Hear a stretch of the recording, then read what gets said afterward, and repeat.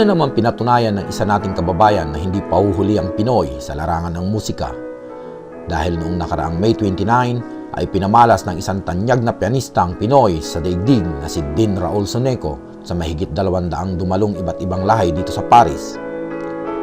Ginanap ang concert sa St. Louis Cathedral sa Invalides at ito ay pinangunahan ng ating embahada sa pamumuno ni Ambassador Jose Abito Zaidi. Sa pagsisimula ng concert, nagbigay ng maikling salita ang ating ambassador at pinasalamatan niya ang lahat na nagsidalo ng gabing iyon.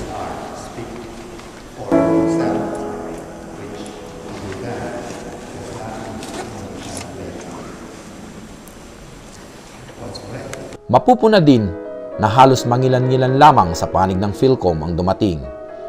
Ito ay ang Hiligaynon, Filipino Muslim Community, Knights of Rizal, Sanlikha, Mindoreño at Ilocanja. Lahat ay humanga sa napakagandang performance ni Soneco.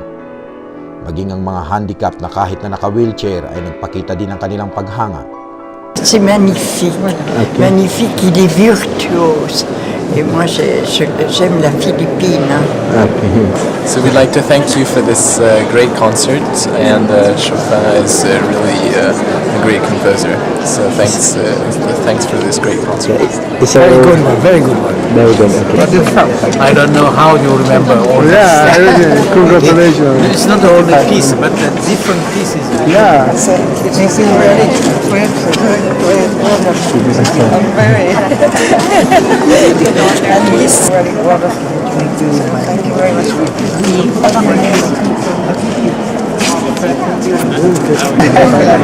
Miss Zaragoza, could we have a picture taken with you? Nagtapos ng degree of music bilang cum laude, mathematics at master's degree in statistics sa pamantasan ng Pilipinas at doctorate in piano performance sa New York University.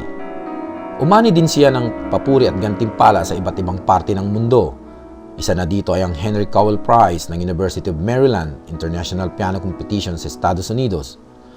Noong 1986, tumanggap bilang 10 Outstanding Young Man Award for Music. Ilan lamang sa kanyang kinatahang album ay ang Katakataka, Pahiwatig, Usahay, Kavatena, Balikbayan at Lambingan. Tumagal ang concert ng 2 oras at pagkatapos ay nagsalo-salo sa inihandang cocktail ng embahada. Mula dito sa Invalid, Richard Villanueva, nag-uulat para sa Balitang Paris.